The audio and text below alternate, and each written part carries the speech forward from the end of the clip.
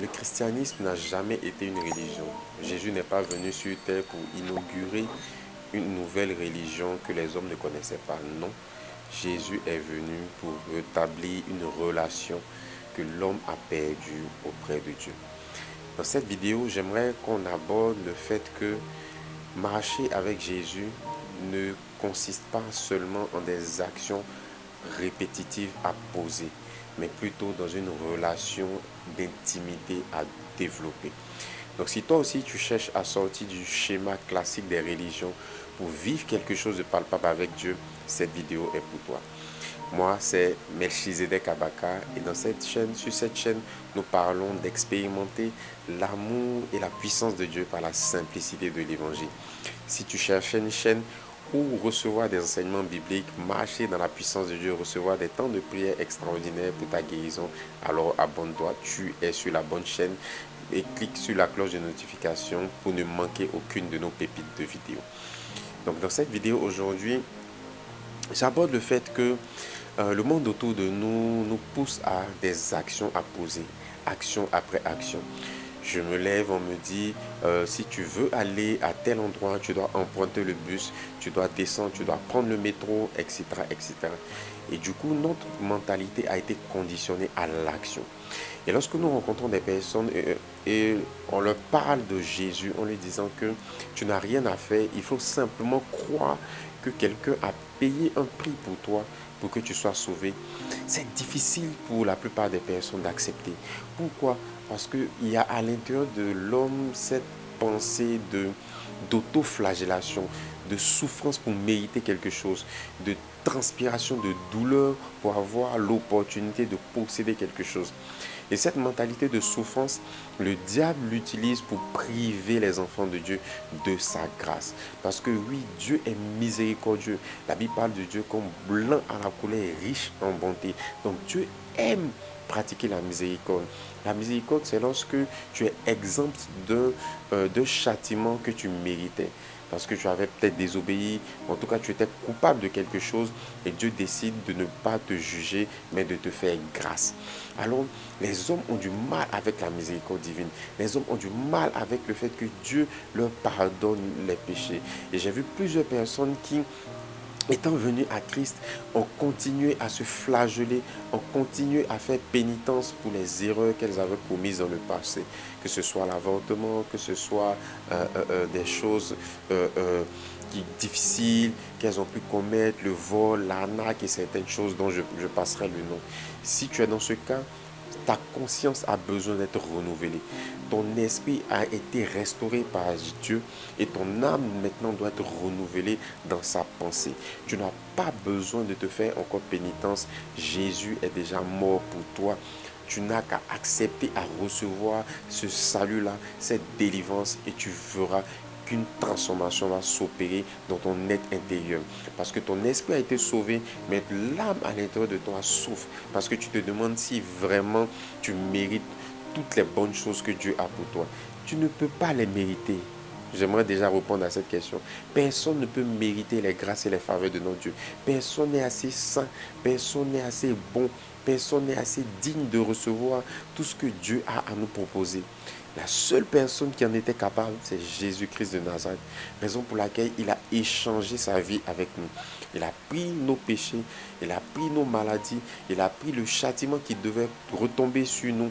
Et nous avons reçu ses grâces, ses faveurs, sa relation privilégiée qu'il avait avec Dieu comme un père.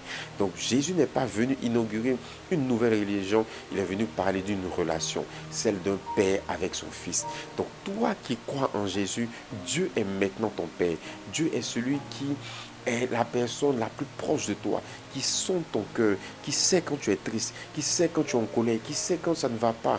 Bien vrai qu'aux yeux des hommes, tu souris, tu es rayonnante, tu sens toute belle, tout beau, tout semble aller pour le mieux pour toi. Mais au fond, ton père sait qu'il y a une grosse tristesse, il y a un gros questionnement à l'intérieur de toi parce que tu ne sais pas de quoi sera fait le lendemain et tu ne sais même pas quelle est ton utilité sur cette terre. Tu as besoin de te reconnecter à ton Père. Et la religion ne pourra pas t'aider. La religion, c'est un ensemble de rites, de rituels que tu dois faire pour te rapprocher de Dieu. Les hommes les ont essayés avec l'islam, le bouddhisme, toutes ces religions. Mais c'est carrément impossible. Toutes ces religions ont des rites et des préceptes à respecter.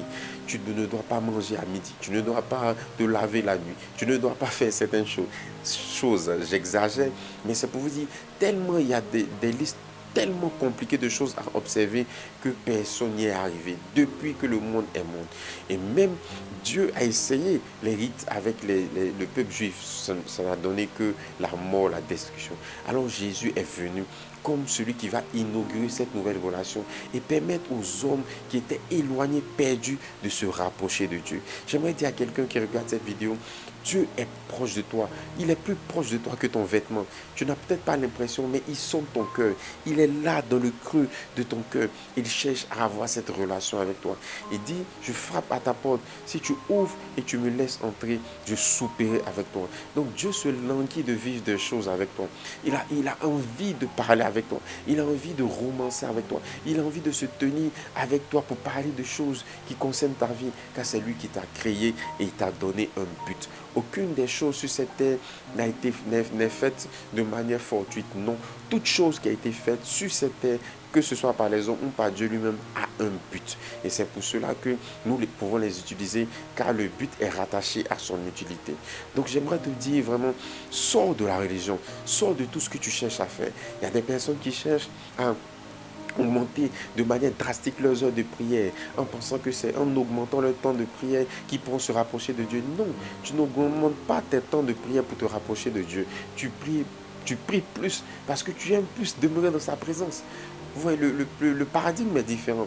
Fais quelque chose par peur et fais quelque chose par amour. C'est deux choses différentes. Lorsque je suis conscient que Dieu m'aime, je fais des choses pour lui plaire. Lorsque je suis conscient que Dieu peut me châtier, que j'ai peur de lui, je fais des choses par crainte, par peur de représailles. Mais j'aimerais te dire, sors de la peur de ce Dieu méchant, de ce Dieu colérique, de ce Dieu bizarre et entre dans la paix de ton Père, dans le lieu secret où il va te prendre, il va te bercer. Alors j'aimerais prier pour quelqu'un qui passe par une situation difficile. Dieu est ton Père et il va prendre soin de toi. Dieu est ton Père et sa main va t'accompagner. Sors de la religion, sors des préceptes, sors de toutes ces choses que tu essaies de faire pour plaire à Dieu et aime-le simplement. Sois vrai avec lui, parle avec lui. Sois au quotidien avec lui. Laisse-le s'immiscer dans tes décisions, dans ta vie de tous les jours et tu verras une différence. Je prie maintenant pour toi que la main de Dieu soit sur toi, que la paix de Dieu soit sur toi, que tu reçoives maintenant la puissance de la restauration de ta mentalité, que tu sortes de tout ce qui est religionalisme, de tout ce qui est précepte, courir après tellement de choses, par peur d'être jugé, par peur d'être condamné, mais que tu entres dans le repos, dans l'amour de ton Dieu. Que la paix de Dieu soit sur toi, que tu sois guéri de tout mal. Si tu avais des mots quelque part, la guérison de ton partage au nom de Jésus. Sois béni, que la grâce et la faveur de Dieu soient sur toi au nom de Jésus. Alors si cette vidéo t'a plu, tu peux la partager. Ne manque pas de cliquer sur la cloche de notification et d'aller aussi dans l'onglet communauté où nous partageons des petits messages encourageants.